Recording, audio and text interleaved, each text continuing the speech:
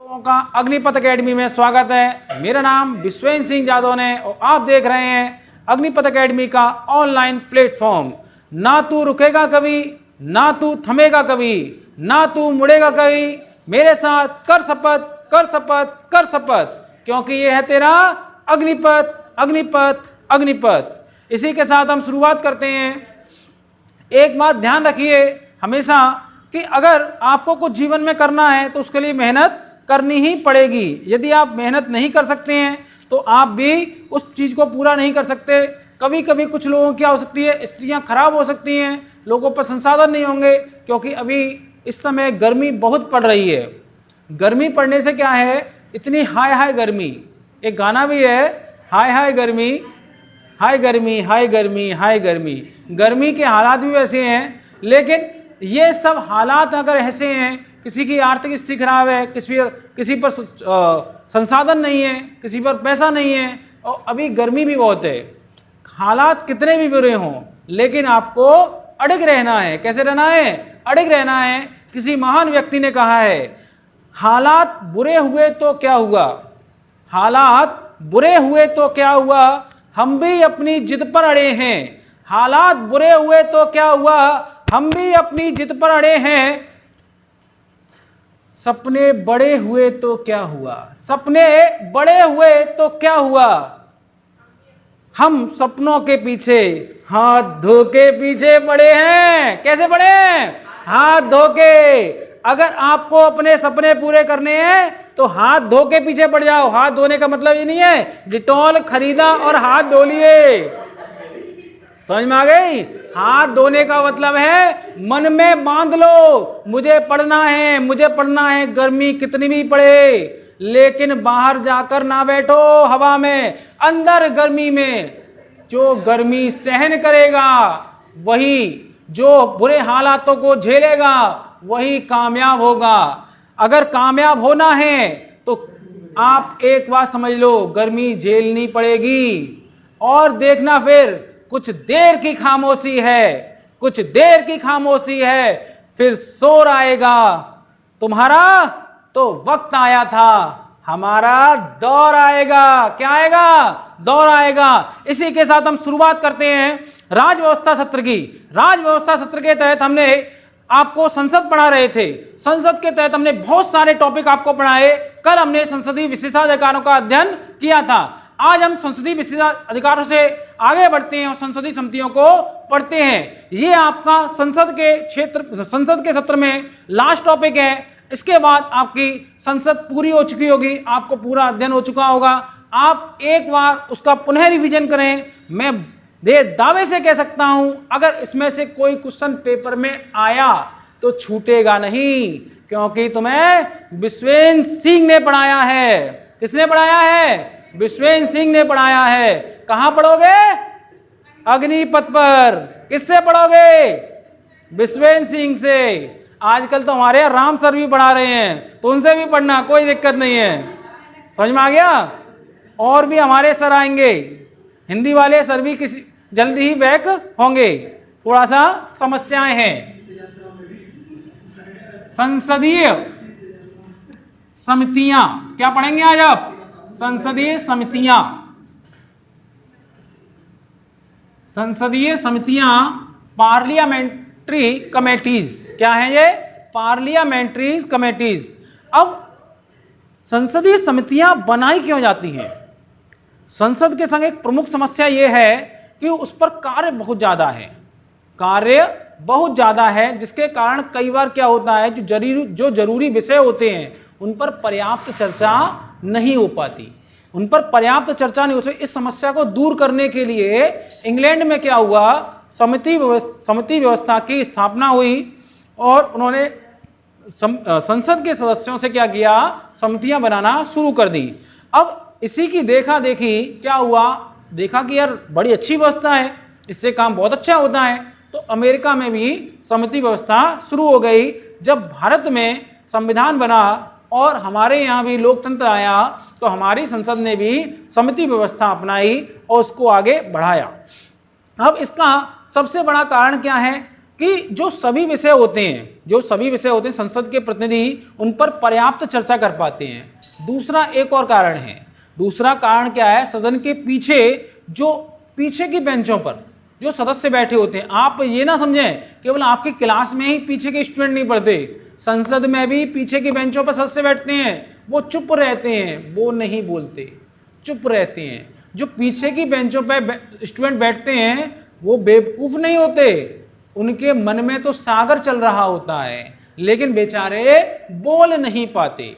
तो उनके लिए क्या किया गया जाता है, एक्स्ट्रा क्लास अकेले पूछा जाता है, क्या समझ में नहीं आया पुत्र, क्या कहता है वो, क्या समझ में नहीं आया पुत्र। अब वो धीमे धीमे अपनी बातों को बताता है और एक दिन वही बनता है एडिसन। जो एडिसन थे वो भी कमजोर थे, एल्वा एडिसन, वो बहुत होशियार नहीं थे, बचपन में अजीब सी बातें करते थे, लेकिन देखो बाद में क्या हुआ, का ग्रेट साइंटिस्ट बने।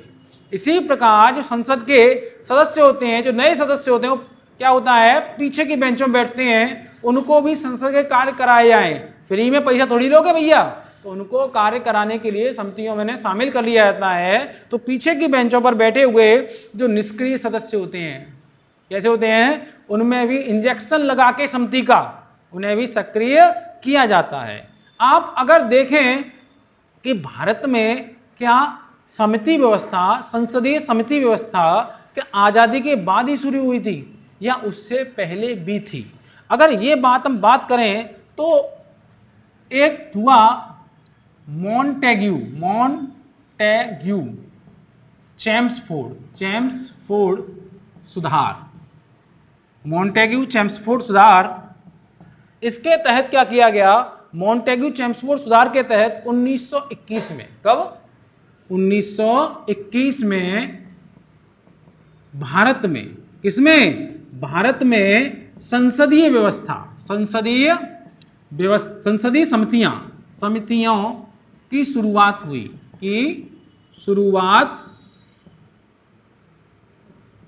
हुई। लेकिन कारण क्या था, उस समय शासन कौन कर रहा था, हम काले लोगों पर गोरे का शासन था।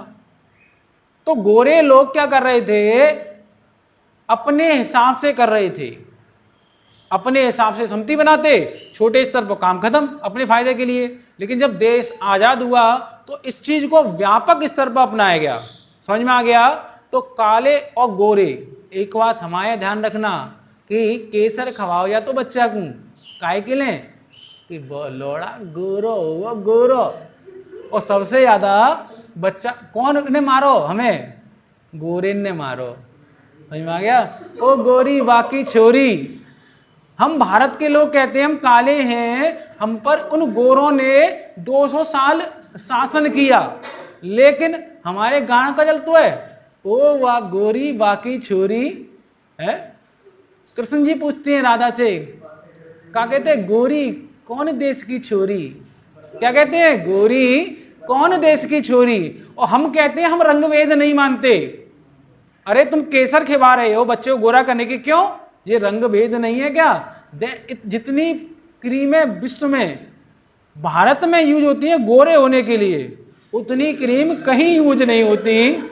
लगा फेयर एंड लवली, लोग हुए ना गोरे, लेकिन फेयर एंड लवली को जब मालिक है अमेरिका को, कहां की है फेयर एंड लवली, वो पैसे वाला हो गया, उसके एकदम सेब खा के लाल लाल गाल हो गए इसके, उसने कही खवाई से होता है, क्रीम से नहीं होता। अगर किसी क्रीम से गोरा होते तो अफ्रीकन लोग, आप समझो अफ्रीका में सबसे ज्यादा क्रीम बिकती, उन्हें पता है, वहां नहीं बेचते, वो वहां क्यों नहीं बेचते, इसका कारण बताऊं, उन्हें पता है, वो वो काले हैं, उन्हें गोरा नहीं कह सकता। लेकिन भारतीय लोगों में क्या है, हमारा गेहूं रंग है, अगर हम थोड़ा सा अपना केयर करें तो हमारे रंग में निखार आ जाता है। ये बात क्रीम वाले समझ गए, उन्होंने कहा लगाओ ये वाली क्रीम, ये विटामिन वो विटामिन सी विटामिन नहीं।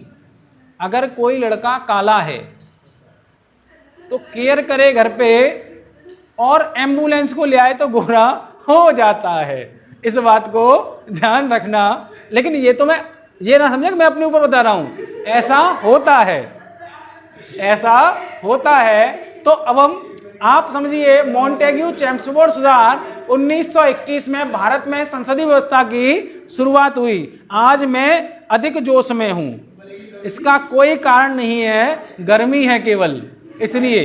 जब क्योंकि बुरे हालात हुए तो क्या हुआ, हम भी अपनी जिद पर अड़े हैं। समझ में आ गया? हम अपनी जिद पर अड़े हैं, कोई क्रीम का कमाल नहीं है। क्रीम क्रीम क्रीम, अरे सुनो सुनो, आपने क्वेश्चन पूछा कि आप क्रीम क्यों लगाते हो। क्रीम केवल इसलिए लगाई जाती है ताकि स्किन को स्वस्थ रखा सके। स्वस्थ, जो हमारी कोशिकाएं नष्ट हो चुकी हैं उनको सही कह सके। लेकिन कोई भी क्रीम गोरा नहीं करती, कोई भी क्रीम गोरा नहीं करती। आपका जैसा कलर है वैसा ही रहेगा। और हिंदुस्तान में जितनी वैरायटी है कलर की, कुछ बहुत गोरे, कुछ उससे कम गोरे, कुछ उससे कम गोरे, फिर उससे कम गोरे, फिर कम काले, फिर कम गोरे का कहता है कम काले, फिर और का ज्यादा काले, फिर और ज्यादा काले, कुछ तो ऐसे काले कि तवा देख लो या उन्हें बात बराबर है। समझ में आ गया? इसलिए भारत में गाना चला, हम काले हैं तो क्या हुआ दिल वाले हैं। क्यों? उन्हें पता था हम तो काले हैं लेकिन दिल तो हम पे भी होता है, इसलिए। तो आपको इतनी बात समझ में आ गई होगी। जो भारतीय संविधान है उसमें कई स्थानों पर संसदीय समितियों का उल्लेख किया गया है। जैसे अनुच्छेद 105(2), 3, 4 में उल्लेख किया गया है। लेकिन एक बात ध्यान रखना, एक इनका कार्य क्या होगा, इनका गठन क्या होगा, इनका कार्यकाल क्या होगा, इनमें सदस्य कितने होंगे, इनका प्रावधान उन अनुच्छेदों में नहीं किया गया है। बल्कि एक अनुच्छेद दिया गया है, अनुच्छेद 118, अर्थात आर्टिकल 118। आर्टिकल 118 में क्या कहा गया है, समझो बात को। उसमें कहा गया है कि जो दोनों सदन हैं, दो सदन कौन कौन से, एक लोकसभा और एक राज्यसभा, जो दोनों सदन हैं वो अपने नियम स्वयं बना लें कि उन्हें कौन कौन सी समिति चाहिए, उनसे कौन कौन से कार्य कराने हैं, और उनके कौन कौन से सदस्य होंगे, और उनका अध्यक्ष कौन होगा। इसके नियम वो स्वयं बनाएंगे। किसमें कहा गया है, अनुच्छेद 118 में जे बात कह दी है। क्या कह दी है, जे बात कह रही है कि दोनों सदन अपने नियम स्वयं बनाएंगे। उन्हीं नियमों के आधार पर क्या होता है, लोकसभा और राज्यसभा अपनी अपनी समिति, उनके सदस्य, उनके अध्यक्षों का निर्धारण करता है। मैं उम्मीद करता हूं कि इतनी बात आपके समझ में आ गई होगी। तो आगे बढ़े हम। देखो, गर्मी में पसीना टपक रहा है। अगर पसीना टपक रहा है तो मेहनत बिल्कुल सीधे हो रही है। अगर मेरा पसीना टपक रहा है तो आप भी इतनी मेहनत करो कि आपका भी पसीना टपक जाए। और समझ लो, अगर पसीना टपक गया तो वर्दी पर सीधा निशाना लग गया। अब देखते हैं इसी के साथ हम संसदीय समितियों के प्रकार। क्या देखते हैं, संसदीय समितियों के प्रकार। प्रकार मत कर देना, ये हैं प्रकार। देखिए, अगर हम संसदीय समितियों के प्रकार की बात करें तो दो प्रकार की समितियां हैं। एक क्या है, एक है स्थायी समितियां, एक है स्थायी समितियां, अर्थात आपने किसी को बना दिया एम्बुलेंस तो वो क्या हो गया, स्थायी। लेकिन कुछ लोग क्या होते हैं, अस्थाई के पीछे भी पड़े होते हैं। अस्थाई समितियां मतलब वादा होगा मंदिर पर पूरा, या इसे कहते हैं तथर्थ, तथर्थ समितियां, साइड वाली समिति। लेकिन ध्यान रखना, अगर स्थाई हो तो अस्थाई के पीछे मत पड़ना, स्थाई बहुत मारेगी।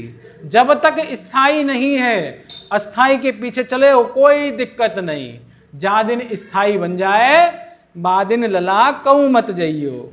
यही ध्यान दियो, अगर नहीं दे पाए तो फिर मामला गड़बड़ हो जाएगा। क्या हो जाएगा? गड़बड़ हो जाएगा। अब देखते हैं स्थायी समितियां क्या होती हैं। क्या देखते हैं? स्थायी समितियां क्या होती हैं? वे समितियां जो हमेशा अस्तित्व में रहें। देखो, मैं गलत नहीं कह रहा, ये हमेशा अस्तित्व में रहेगी, ये बदलती रहेगी। हमेशा अस्तित्व में रहें। तू ही है जीवन, तू ही है सब कुछ। अब मेरा भविष्य जुड़ गया है तुझसे, क्योंकि है ये स्थायी समिति। कैसी है? इसके सदस्य प्रत्येक वर्ष, जो सदस्य होते हैं, सदस्य प्रत्येक वर्ष या फिर निर्धारित समय में बदलते हैं, या फिर निर्धारित समय में बदलते हैं। यह भी आपके जीवन पे लागू है। हमेशा अस्तित्व में रहती है। जब अस्तित्व में रहती है, स्थायी समिति आती है, तो क्या होता है? अगली पीढ़ी की तैयारी। तो जब अगली पीढ़ी की होती है तो क्या होता है? प्रत्येक वर्ष नहीं पॉसिबल है तो निर्धारित समय में तो होता ही होता है। इस बात में आपको कोई समस्या नहीं होगी। अगर हम देखें तो दो प्रकार की ये समितियां होती हैं। एक होती है लोक लेखा जैसी समितियां, मतलब ये बहुत लंबे समय से स्थापित हैं, और एक है जो 2-3 दशक पहले आपकी उसमें आई हैं, अस्तित्व में आई हैं, विभागीय समितियां। क्या हैं? एक तो लोक लेखा जैसी समितियां, और एक क्या है? विभागीय समितियां।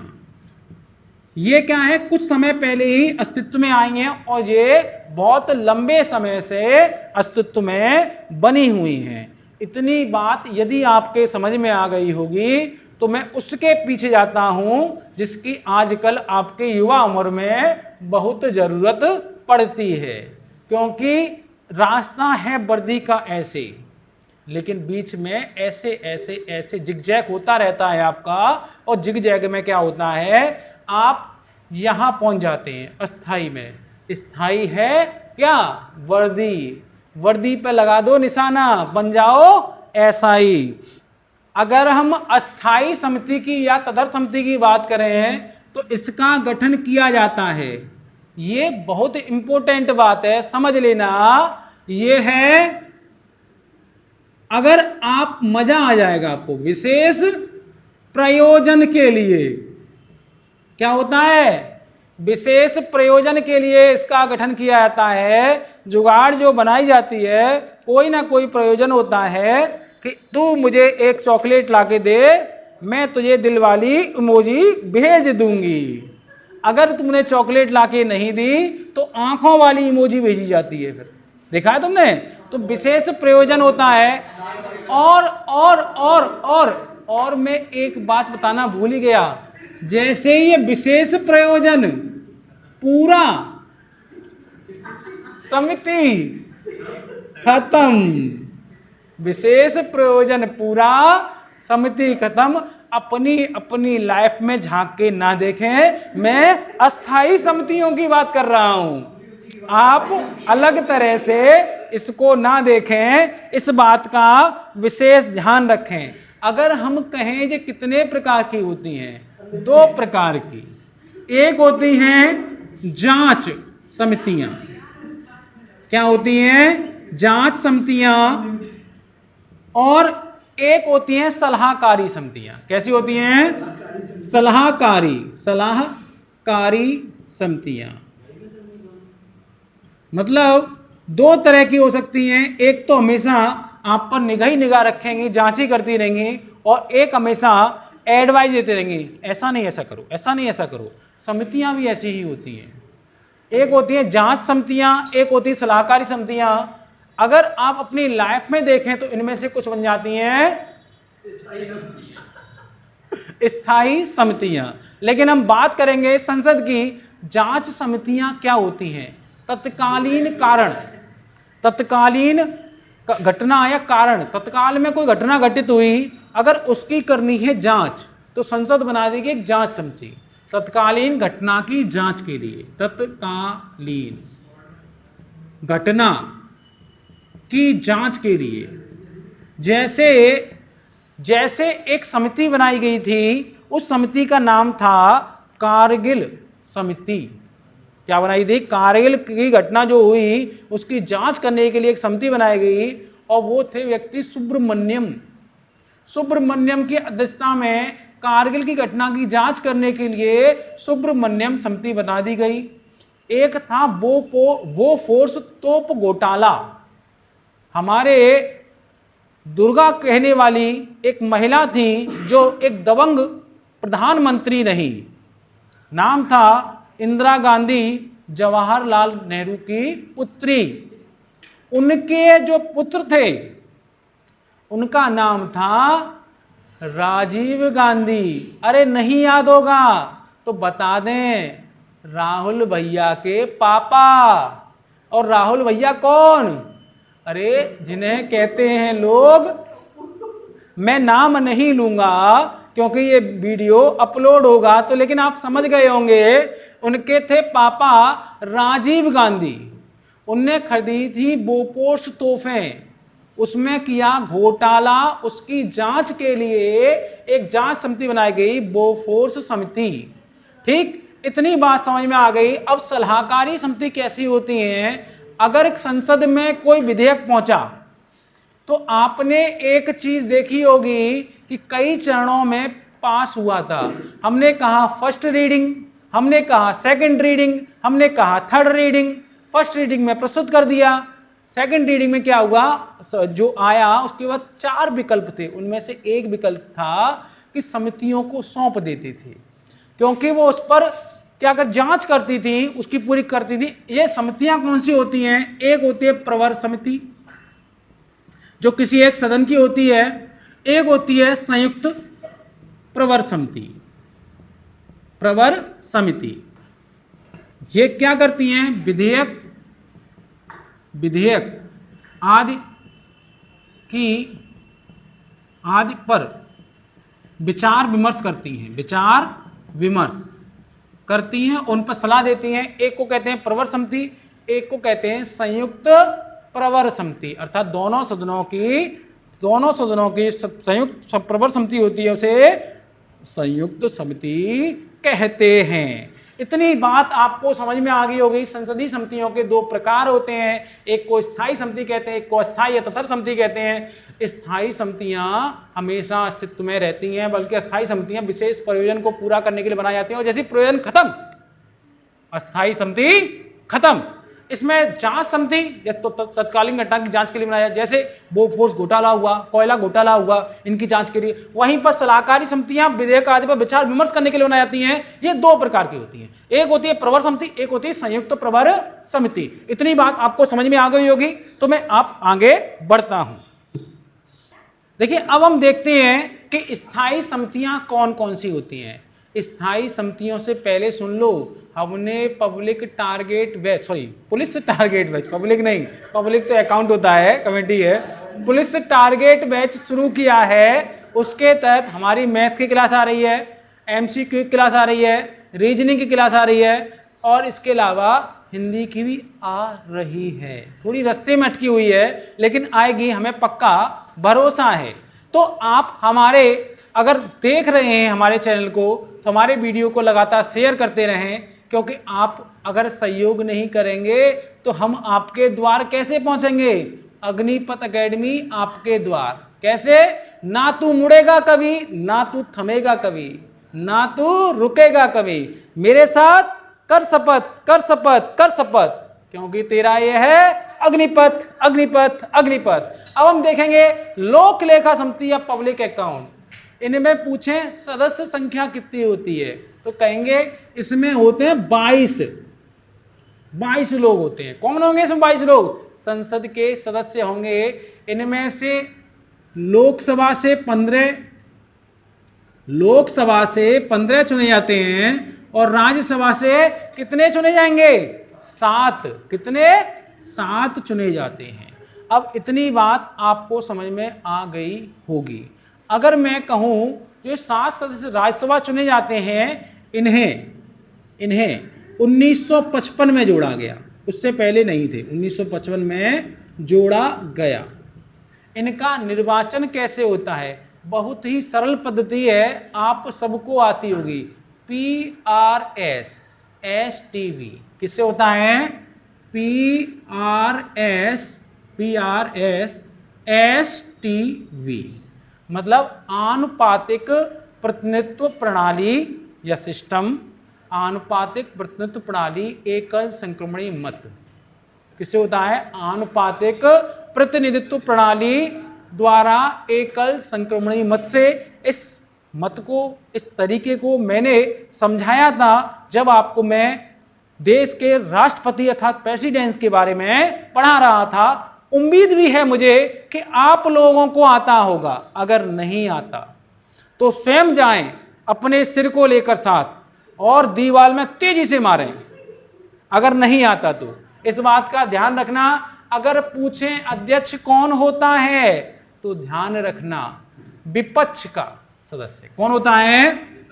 विपक्ष से चुना जाता है इसका अध्यक्ष। कौन चुना जाता है? विपक्ष से। और विपक्ष का जो अध्यक्ष है वह 1967, कब आया? 1967 से चुना जा रहा है। कब से चुना जा रहा है ये?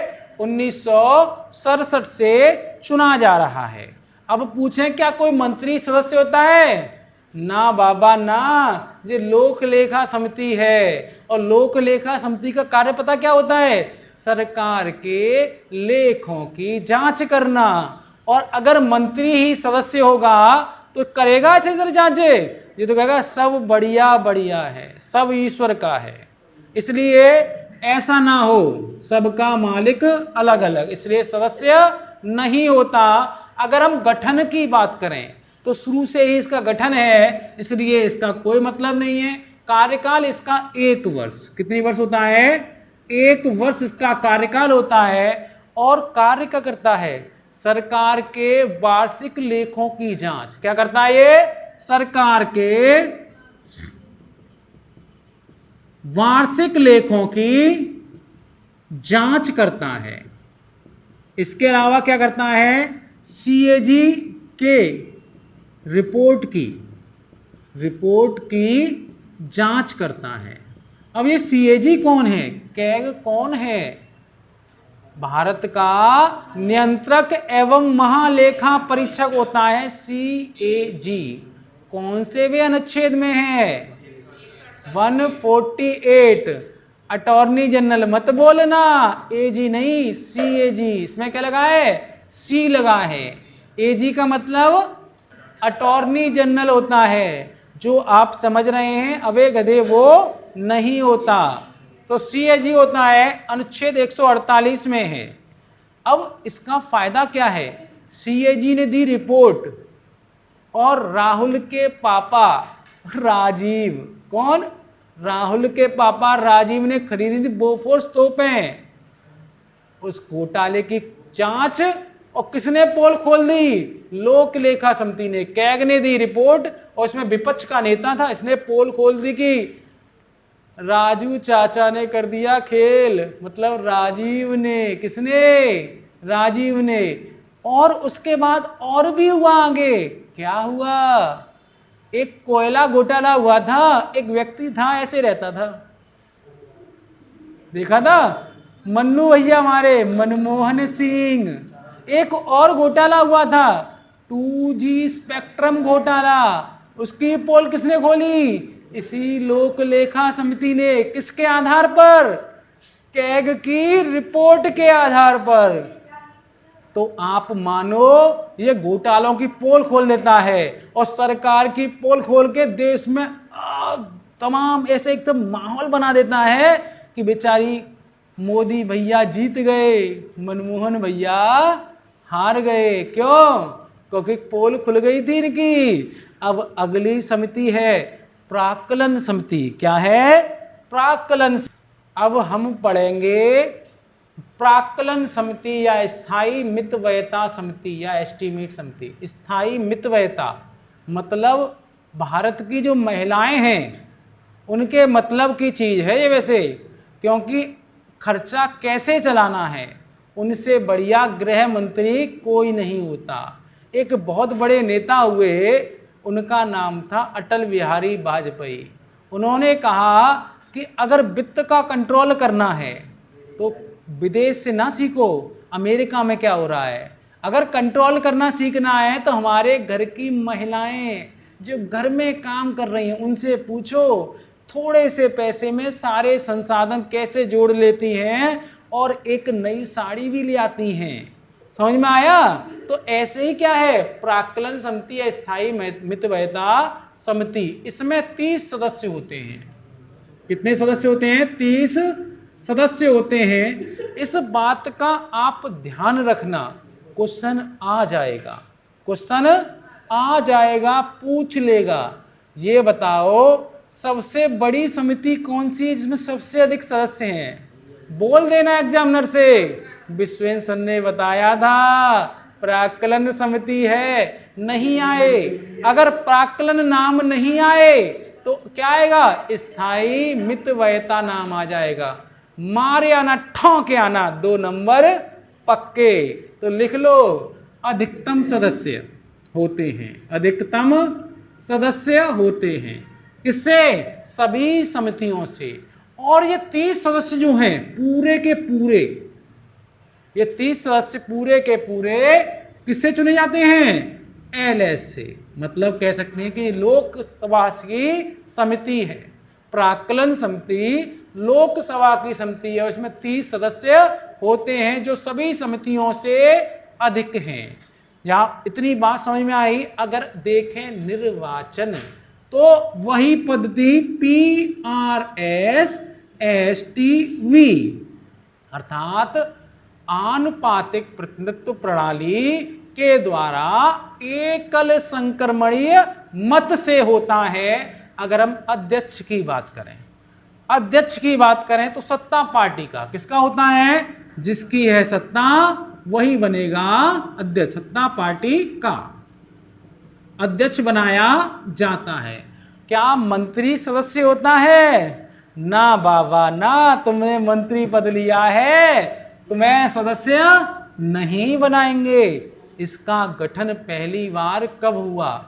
1950 में। कब हुआ था? 1950 में पहली बार गठन, पहली बार गठन 1950 में। हमारे एक वित्त मंत्री थे, उनका नाम था जॉन मथाई। कौन थे? जॉन मथाई। जॉन मथाई ये क्या थे? वित्त मंत्री थे। इनकी सिफारिश पर इसका गठन किया गया था। अब पूछें कार्यकाल 1 साल का। कितना? 1 वर्ष का कार्यकाल होता है। अगर कार्य की बात करें तो बजट के जो खर्चे हैं उनकी जांच करना क्या करता है ये? मैंने क्या कहा? स्थायी मितव्ययता समिति है। मतलब हमारी देश की जो गृहिणियां हैं उनसे संबंधित है और वो क्या करती हैं? बजट को सही करती हैं। तो क्या करते? बजट के खर्चों की जांच, बजट के खर्चों की जांच करती हैं और ऐसा बनाती हैं जिससे छुरा के कपड़ों आ जाएं और साड़ी में वो तंगी ना होए। समझ में आ गई बात? अगली देखेंगे, कौन सी देखेंगे? अगली समिति को देखेंगे। तीसरी समिति है लोक उपक्रम समिति। इसमें सदस्य होते हैं 22। कितने होते हैं? 22 होते हैं। लोकसभा से 15 और राज्यसभा से 7 सदस्य चुने जाते हैं। लोकसभा से कितने? 15 और राज्यसभा से 7 सदस्य चुने जाते हैं। निर्वाचन PRSSTV द्वारा इनका निर्वाचन किया जाता है। समझ में आ गई। अब एक बात आइए, LS के जो स्पीकर द्वारा समिति के सदस्य, मतलब जो अध्यक्ष होता है, अध्यक्ष वो कौन चुनता है? लोकसभा का स्पीकर, LS का स्पीकर चुनेगा। कौन चुनेगा? लोकसभा का स्पीकर चुनेगा। इनमें से 22 लोगों में से एक को अध्यक्ष बना देगा। मंत्री सदस्य नहीं होता। गठन 1 वर्ष, कार्यकाल 1964 में ये पूछ लेता है, पूछ लेगा 1964 में किस समिति का गठन हुआ? 1964 में लोक उपक्रम समिति का गठन किया गया था और कृष्ण मेनन समिति की सिफारिश पर, किस पर? कृष्ण मेनन समिति की सिफारिश पर। तो कृष्ण मेनन समिति की सिफारिश पर किया गया था। कार्यकाल 1 वर्ष। क्या होता है? 1 वर्ष होता है। अब इसका कार्य क्या है? अगर आप जानते हो, सरकार कुछ उद्योगों को चलाती है, इन्हें लोक उपक्रम कहते हैं। क्या कहते हैं? लोक उपक्रम कहते हैं। शॉर्ट में PSU। क्या कहते हैं? PSU की जो रिपोर्ट होती है, रिपोर्ट की जांच करना प्लस जो CAG की PSU की रिपोर्ट की जांच करना। ये क्या होता है? ये जो PSU है, लोक उपक्रम होते हैं। सरकार कुछ उद्योग चलाती है, जैसे परमाणु का जो उद्योग है, परमाणु जो व्यापार है, वो सरकार के हाथ में। ऐसे बहुत सारे उद्योगों को सरकार ने अपना बना लिया है। क्या बना लिया है? अपना बना लिया है। उन उद्योगों को जो चलाती है वो सरकार चलाती है, इसलिए इनके रिपोर्टों की जांच कौन करता है? लोक उपक्रम समिति करती है। अगला देखते हैं हम। अब अगली चौथी समिति है SC ST के कल्याण संबंधी समिति। इसमें देखें तो 30 सदस्य होते हैं। कितने होते हैं? 30 सदस्य होते हैं। लोकसभा से और राज्यसभा से चुने जाते हैं। 20 सदस्य लोकसभा से और 10 सदस्य राज्यसभा चुने जाते हैं। इधर मिलाने का मतलब क्या है? इनका जो चुनाव होता है, लोकसभा के सदस्यों का चुनाव, वो होता है PRSSTV और इनका क्या किया जाता है? मनोनयन। इनका मनोनयन किया जाता है, इनका चुनाव किया जाता है और इसमें मंत्री कोई सदस्य नहीं होता। बाकी के कॉलमों की हमें याद करने की कोई जरूरत नहीं है। कार्य देखें तो उसके नाम में ही पता चल रहा है कि SC ST के कल्याण से संबंधी समिति है। अगला हम देखें, अगली समिति है कार्य मंत्रणा समिति। क्या है? कार्य मंत्रणा समिति। कार्य मंत्रणा समिति। अगर हम कार्य मंत्रणा समिति की बात करें तो ध्यान रखना, ये लोकसभा में अलग बनती है, LS में अलग और RS में अलग। मतलब अब तक जितनी समितियां थी, दोनों के लिए एक समिति बन रही थी। यहां पर दोनों के लिए अलग अलग समिति हैं। जो इसके लिए बनती है, इसमें 15 सदस्य होते हैं। जो इसके लिए बनती है, इसमें 11 सदस्य होते हैं। इतनी बात आपको समझ में आ गई होगी। अब इसका अध्यक्ष कौन होता है? अगर लोकसभा की समिति है तो अध्यक्ष होगा स्पीकर। कौन होगा? स्पीकर। और अगर RS की समिति है तो अध्यक्ष कौन होगा? सभापति। कौन होगा? सभापति। क्यों? कौन होगा? सभापति होगा। अब एक बात का ध्यान रखना, ये सारे कॉलम खाली हैं। इसका कार्य कहो, कार्य मंत्रणा समिति है, इसका मतलब जो संसद में कार्यवाही हो रही है उसकी क्या करती है? उसकी जांच करती है, उस पर समय तालिका बनाती है, कौन सा कार्य कौन समय पर होना चाहिए। सदन की कार्यवाही एवं समय तालिका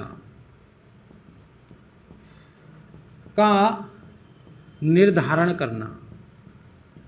तो क्या करती है ये? सदन की कार्रवाई एवं समय तालिका का निर्धारण करती है। तो कार्य मंत्रणा समिति लोकसभा और राज्यसभा में अलग है। लोकसभा में 15 सदस्य होते हैं, राज्यसभा में 11 सदस्य होते हैं। अगर लोकसभा समिति है तो उसका अध्यक्ष स्पीकर होगा, अगर राज्यसभा समिति है तो उसका सभापति होगा। और ये कार्य क्या करती है? सदन की कार्रवाई एवं समय तालिका का निर्धारण करती है। अगली समिति है नियम समिति। कौन समिति है? नियम समिति है। छठवीं समिति है नियम समिति। कौन सी है? नियम समिति। यह भी लोकसभा और राज्यसभा अलग अलग होती है। लोकसभा में अलग बनाई जाती है, राज्यसभा में अलग बनाई जाती है। लोकसभा में 19 सदस्य और राज्यसभा में 16 सदस्य। लोकसभा में 19 सदस्य और राज्यसभा में 16 सदस्य इसके अंतर्गत होते हैं। और इनका जो निर्वाचन होता है मनोनयन द्वारा, मनोनयन द्वारा कौन करता है? अध्यक्ष करता है। मनोनयन कौन करेगा? अध्यक्ष करता है। अब एक बात ध्यान रखना, जो क्या है? ये नियम समिति है।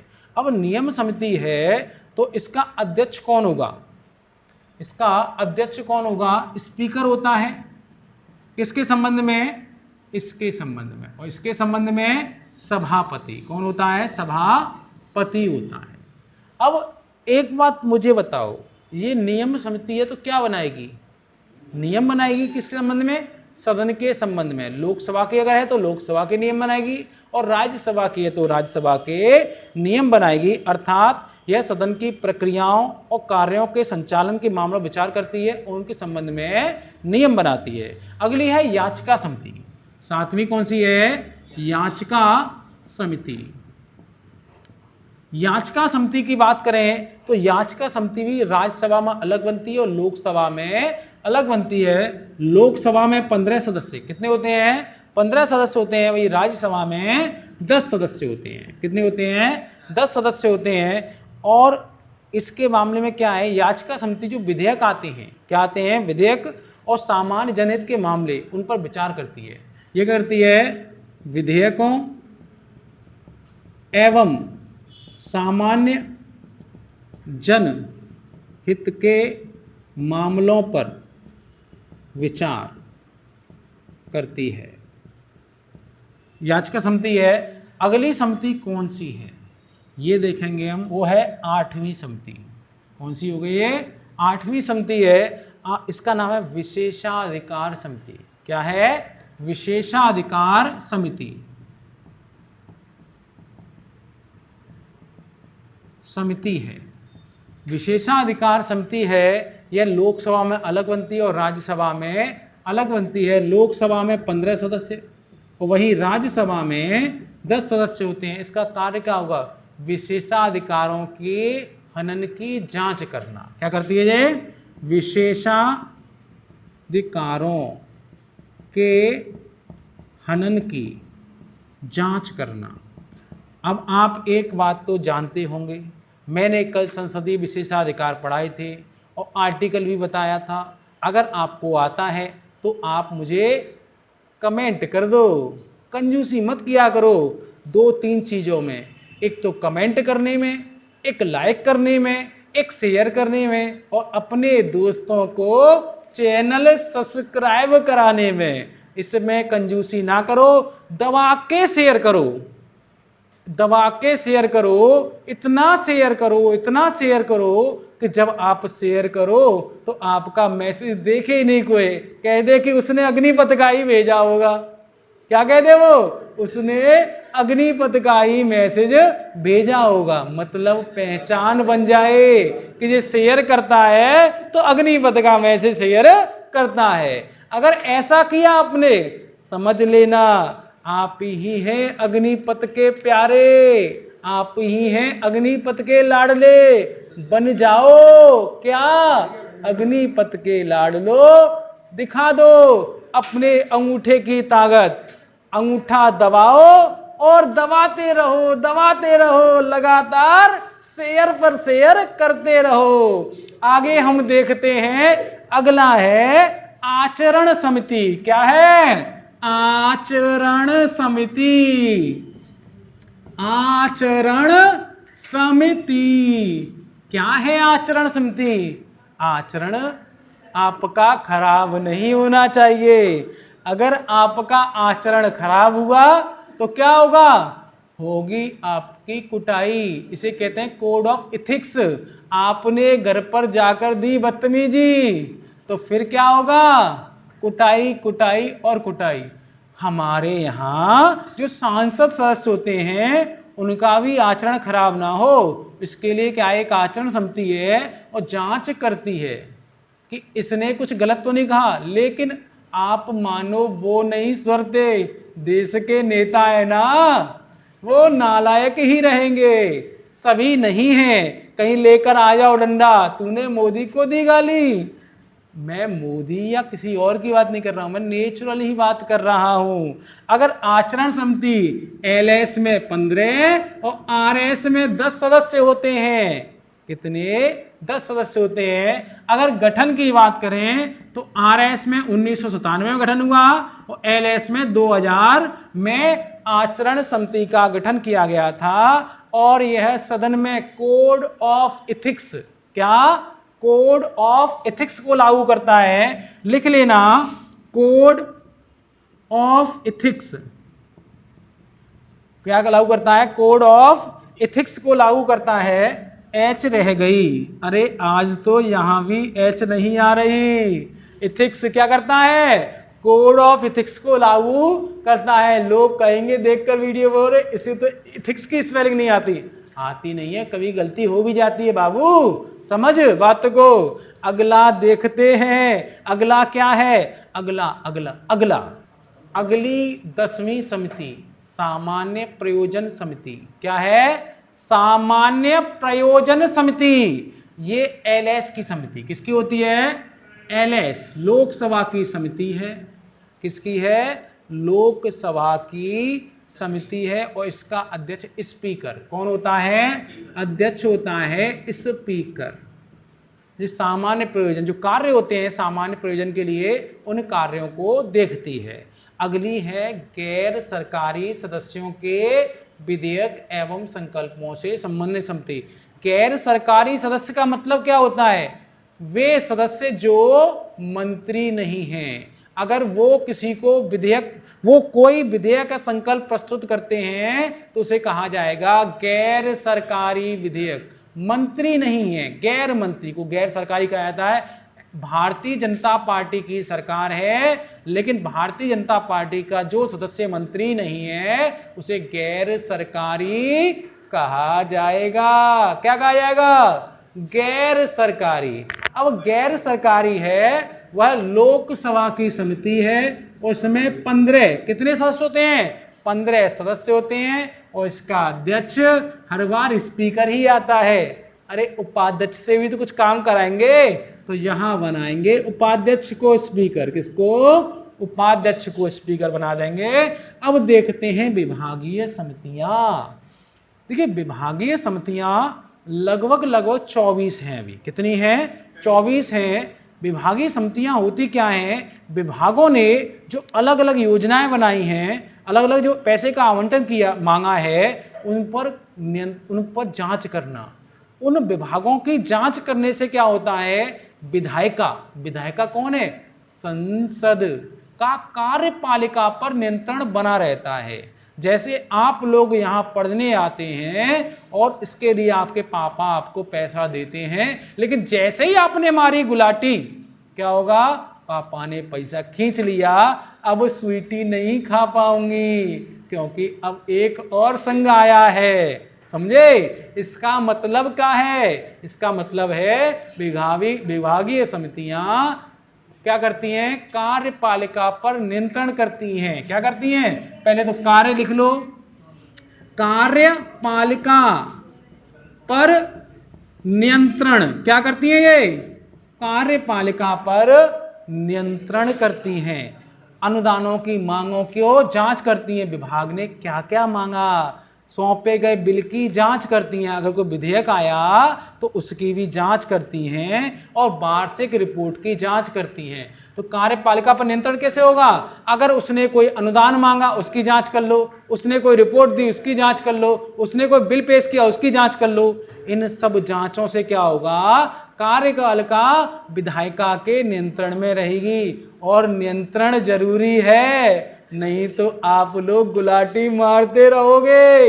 इसलिए नियंत्रण जरूरी है। विभागीय समितियां वर्तमान में 24, टोटल कितनी हैं? 24 समितियां हैं। इनमें से 16 लोकसभा की, किसकी? और 16 कितनी बची? 8 बची। 8 हैं राज्यसभा की। अब एक बात ध्यान रखना, जो विभागीय समितियां हैं इनमें अधिकतम किसके? अधिकतम सदस्य हो सकते हैं, मतलब इससे कम भी हो सकते हैं। अधिकतम 45 सदस्य हो सकते हैं। इन 45 सदस्यों को समझकर आप ये ना लिखे आना कि सबसे अधिक सदस्य किस समिति में होते हैं, आप लिखे आओ विभागीय समिति। ना बाबा ना, अधिकतम हो सकते हैं लेकिन कम भी हो सकते हैं। इन 45 में से 30 चुने जाएंगे एलएस से और 15 चुने जाएंगे आरएस से। किससे चुनेंगे? 30 एलएस से और इन 30 में से इनका मनोनयन होगा। मनोनयन कौन करेगा? स्पीकर करेगा। और इनका मनोनयन कौन करेगा? सभापति। कौन करेगा? सभापति करेगा। इनका मनोनयन कौन करेगा? इनका कौन करेगा? एक बात ध्यान रखना, ध्यान रखना, अध्यक्ष कौन होगा? यहां होगा स्पीकर, किसके संबंध में? एलएस के संबंध में। और सभापति होगा आरएस के संबंध में। लेकिन मंत्री बेचारा सदस्य नहीं हो सकता। क्यों? मंत्री हो सदस्य कैसे बनोगे? तुम्हारी ही तो जांच करनी है। अरे जिसकी जांच करनी है उसी को मंत्री बना दिया तो फायदा क्या? आपकी जांच करनी थी व्हाट्सएप की, वो आपको ही जांच पे लगा दिया, होगी क्या जांच? नहीं पता चलेगा कि अस्थाई समितियां कितनी हैं तुम्हारी। समझ में आ गया? क्योंकि अगर तुम्हारी स्थायी समिति ढूंढनी है तो पहले चेक करना पड़ेगा कितनी अस्थाई समितियां हैं, और अगर नहीं है। अब इनका गठन पहली बार कब किया गया? 1993 में पहली बार गठन। 1993 में पहली बार। हर चीज कभी ना कभी जीवन में पहली बार होती है। ऐसे पहली बार गठन विभागीय समितियों का 1993 में किया गया। एक नियमावली समिति थी, नियम समिति थी, उसकी सिफारिश पर किया गया था। इसका जो कार्यकाल है वो 1 वर्ष। कितना होता है? इनका कार्यकाल 1 वर्ष होता है। इतनी तेज ना हंसें कि मैं रिकॉर्डिंग हो जाए। मैं काट नहीं पाता हूं, मैं बहुत अच्छा टेक्नोलॉजी नहीं जानता हूं। इस बात का आप ध्यान रखें। इस प्रकार हमने आपकी स्थायी समितियों को पूरा करा दिया है। अब अगर देखें स्थायी समिति हो गई, जीवन में एक बात का ध्यान रखना, स्थायी समिति कितनी बनाना, लेकिन कुछ लोगों को ऐसा रखना जिनसे आप परामर्श कर सको।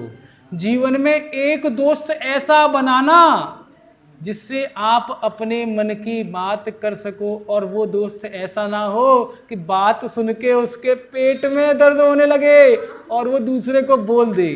अगर आपने जीवन में एक ऐसा दोस्त बना लिया जो आपको केवल आपके रिश्ते को प्रेम करता है, ना कि किसी लालच लोभ में, जिससे आप अपने मन की बात कर पाते हो, तो ध्यान रखना, अगर जी रहे थे 60 साल तो जियोगे 70 साल। क्योंकि मन में नहीं है अगर शंका चिंता तो जीवन चलेगा लंबा। इसलिए अब हम इसीलिए पढ़ेंगे परामर्शदात्री समितियां।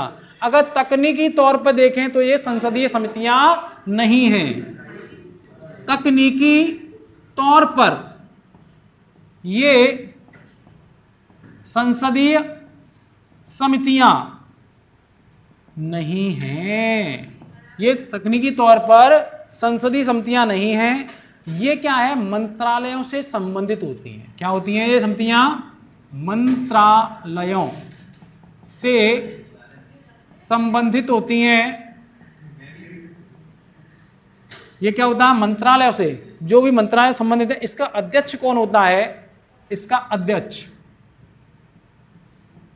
या तो मंत्रालय का मंत्री होगा, मंत्रालय का मंत्री, या राज्य मंत्री। इसका अध्यक्ष कौन होगा? या तो मंत्रालय का मंत्री होगा या फिर राज्य मंत्री होगा। इनका गठन संसदीय कार्य मंत्रालय द्वारा किया जाता है। गठन कौन करता है इनका? गठन संसदीय कार्य मंत्रालय द्वारा किया जाता है। इनका गठन संसदीय कार्य मंत्रालय द्वारा किया जाता है। इनका लाभ क्या है? अगर लाभ की बात करें, प्रॉफिट, इन समितियों को बनाने का लाभ क्या है? तो विभिन्न मंत्रियों और संसद सदस्यों के लिए संवाद। तो मंत्रियों और सदस्यों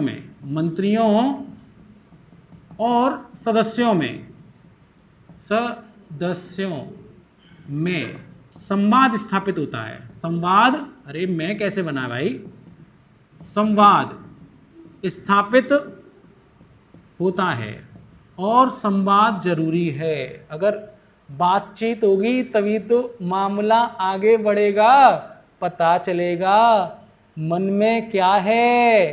भाई मंत्री जी घोटाला करना चाहते हैं या वास्तव में देश का विकास, ये कब पता चलेगा? जब मंत्री से मिलेंगे, उनसे बातें करेंगे। बातें करने से मन का भेद खुल जाता है। अरे नजरों से, चेहरे से पता चल जाता है। मैं कहता भी हूं, मन को अधरों को, शब्दों को अधरों पर रखकर मन का भेद न खोलो।